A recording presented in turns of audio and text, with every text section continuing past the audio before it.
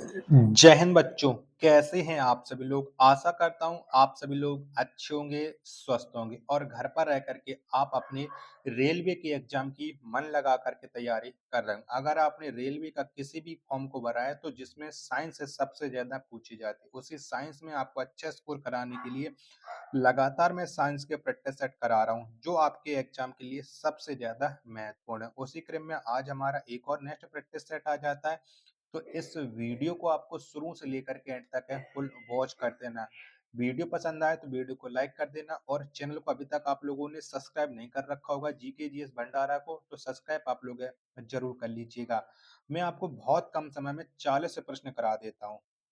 तो चलिए फिर शुरू करते हैं।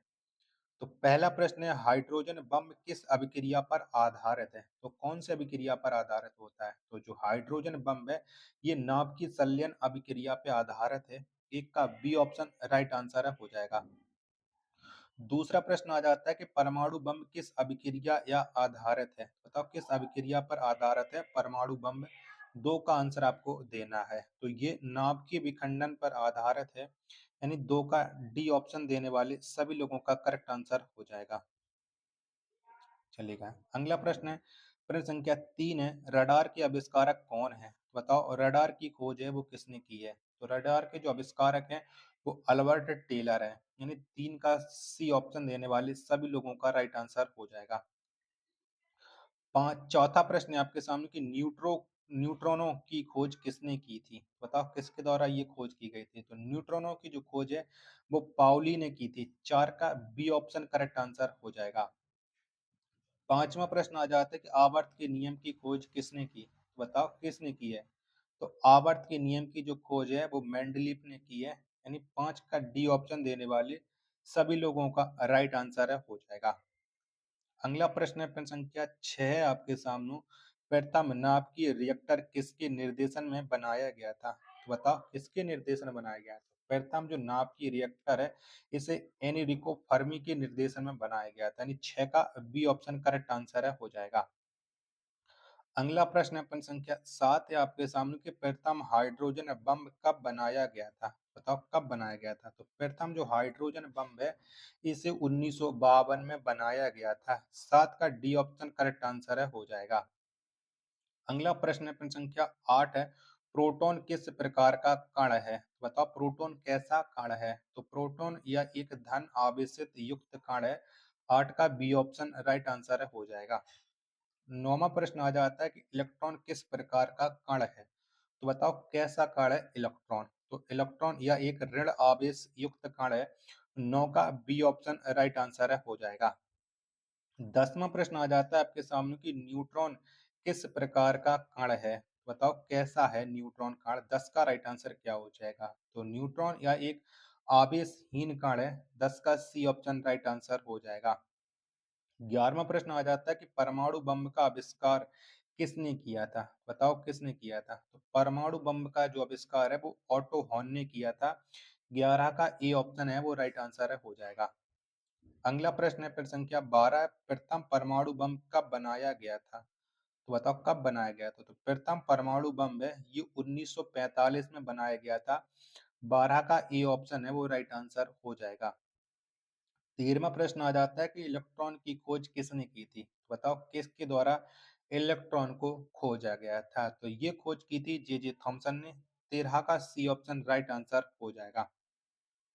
चलिएगा, 14वां प्रश्न आ जाता है आपके सामने कि प्रोटॉन की खोज किसने की थी? बताओ किसके द्वारा प्रोटॉन को खोजा गया था? तो प्रोटॉन की जो खोज की थी वो की थी गोल्ड स्टीन ने। 14 का बी ऑप्शन देने वाले सभी लोगों का राइट आंसर हो जाएगा। आशा करता हूँ कि वीडियो आपको जरूर पसंद आ रही होगी। तो वीडियो को आप लोग लाइक कर देना। चैनल को अभी तक आप लोगों ने सब्सक्राइब नहीं कर रखा है तो चैनल को आप लोग जरूर सब्सक्राइब कर लीजिएगा। 15वां प्रश्न आ जाता है आपके सामने कि न्यूट्रॉन की खोज किसने की थी? तो बताओ किसके द्वारा न्यूट्रॉन को खोजा गया था? तो जेम्स चैडविक ने न्यूट्रॉन की खोज की थी। 15 का बी ऑप्शन राइट आंसर हो जाएगा।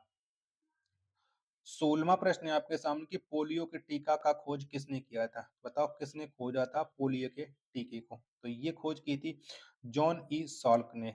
16 का बी ऑप्शन राइट आंसर हो जाएगा। 17वां प्रश्न है आपके सामने कि डायनामाइट के आविष्कारक कौन थे? तो बताओ किसने डायनामाइट की खोज की है? तो अल्फ्रेड नोबेल के द्वारा डायनामाइट को खोजा गया है। 17 का ए ऑप्शन राइट आंसर हो जाएगा। 18वां प्रश्न की पोजिट्रॉन की खोज किसने की थी? बताओ किसने की थी? तो पोजिट्रॉन की जो खोज है वो एंडरसन के द्वारा की गई थी। 18 का बी ऑप्शन राइट आंसर हो जाएगा।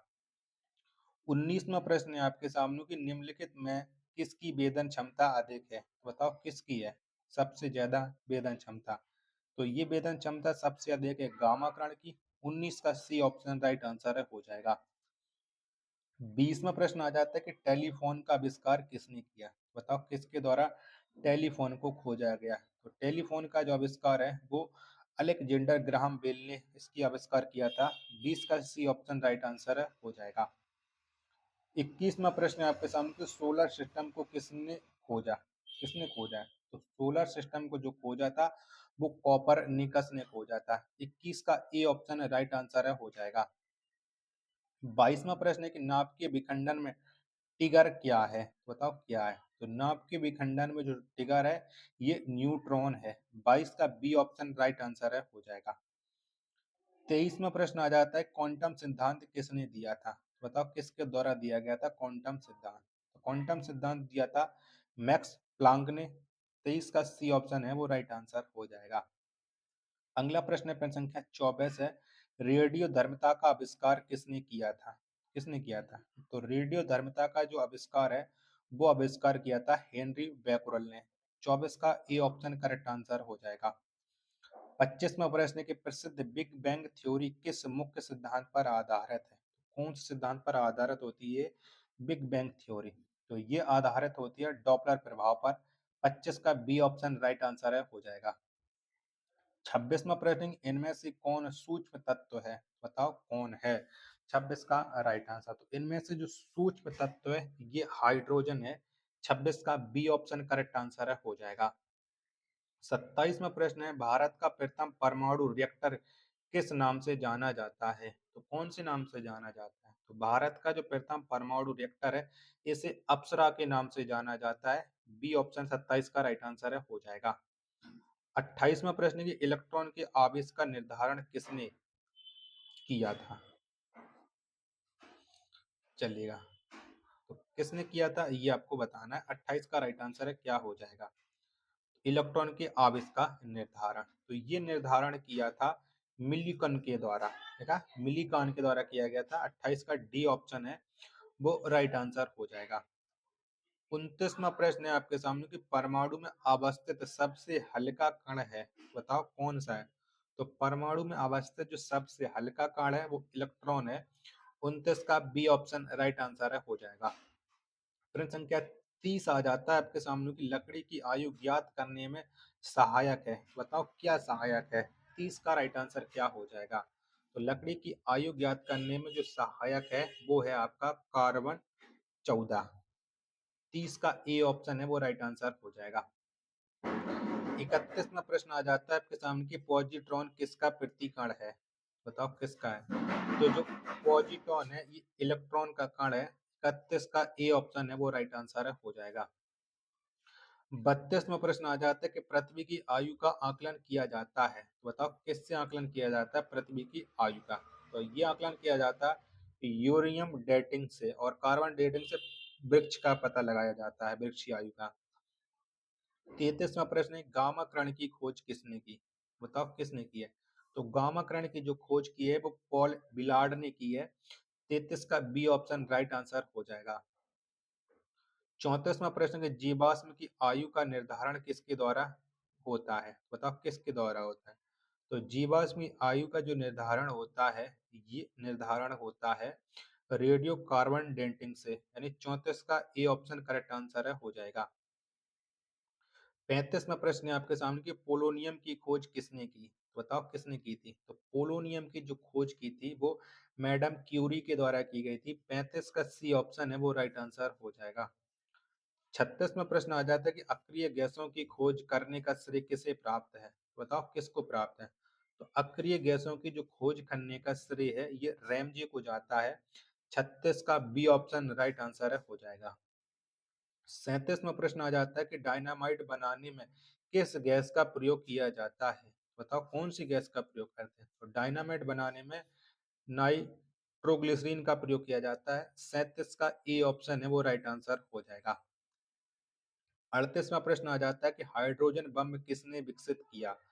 बताओ किसने विकसित किया है? तो हाइड्रोजन बम को जो विकसित किया था वो सैमुअल कोहेन ने किया था।